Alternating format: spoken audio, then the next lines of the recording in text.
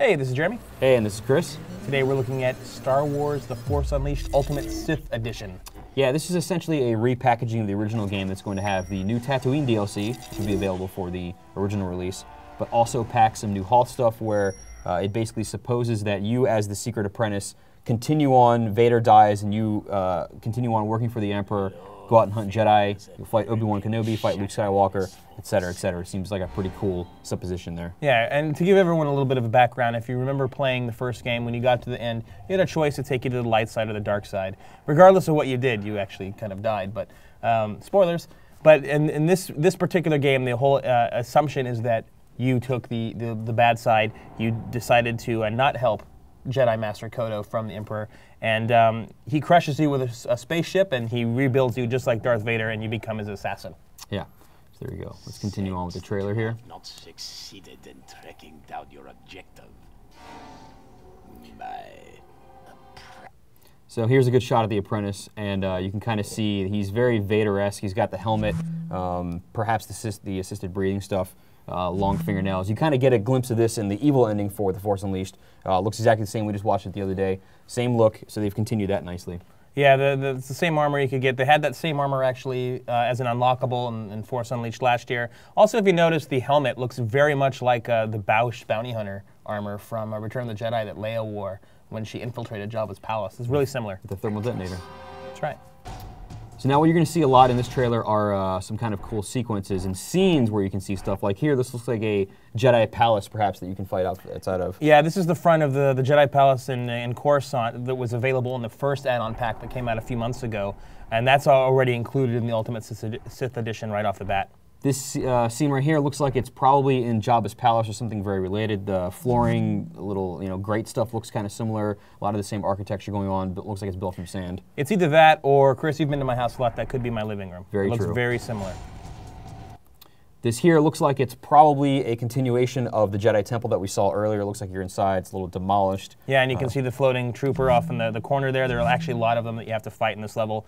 I remember it well. Yeah, now this sequence here shows you for the first time what Hoth is going to look like in the pack, which is going to be pretty cool. You can see the snowspeeder, what are they, pilot guys with their orange, classic uniform. Yeah, they're X-Wing pilots, the Rebel pilots. There you go. The one thing that I think needs to be clarified for people, though, that see Hoth and get very excited about it, is there's actually one thing about this that has to be very specific for people who plan on downloading all the add-ons, is that you can only get Hoth in the Ultimate Sith Edition retail version. Only Tatooine will be available as a downloadable. This one you're going to have to buy an all-new package so you can chop up some Wampas. Yeah, there you go. Yeah, so there's the Wampas. Luke fights them in Empire. You might remember he's cut his hand off. Yeah, here's another scene from what looks like Jabba's palace against one of the, the elite troopers. And you see in the background there's a cube for collecting. Yep. That they left in there. So we know at least where one of them is.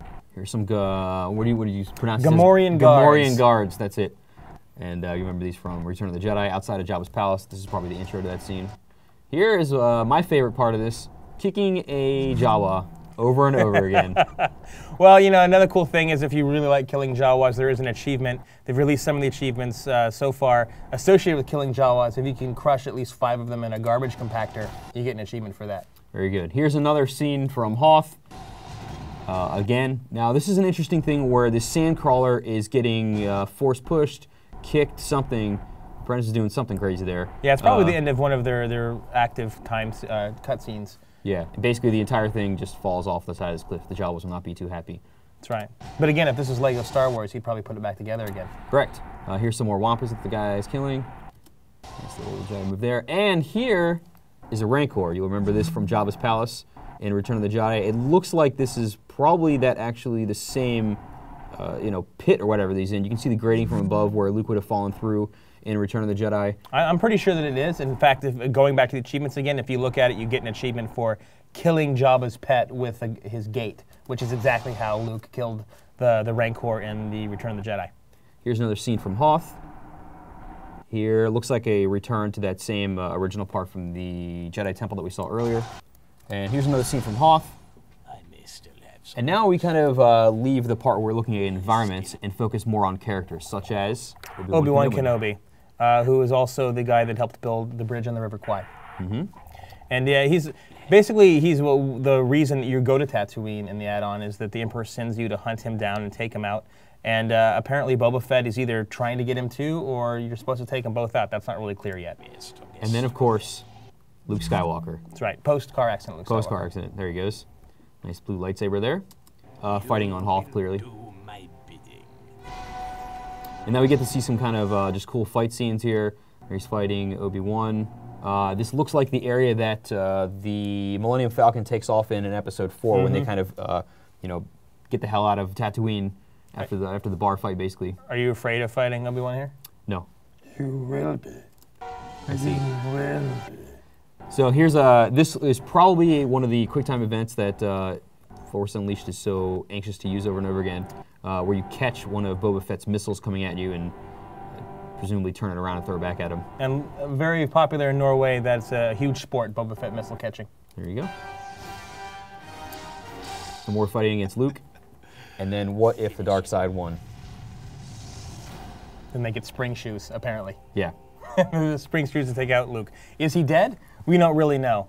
So here you go. So there's our look at the teaser trailer for Star Wars The Force Unleashed Ultimate Sith Edition, which, do we have a definitive release date on this thing yet? It's coming out sometime in September, October timeframe from what we understand, but at the rate everything's been delayed this year, see it in 2 years. Yeah. So there you go.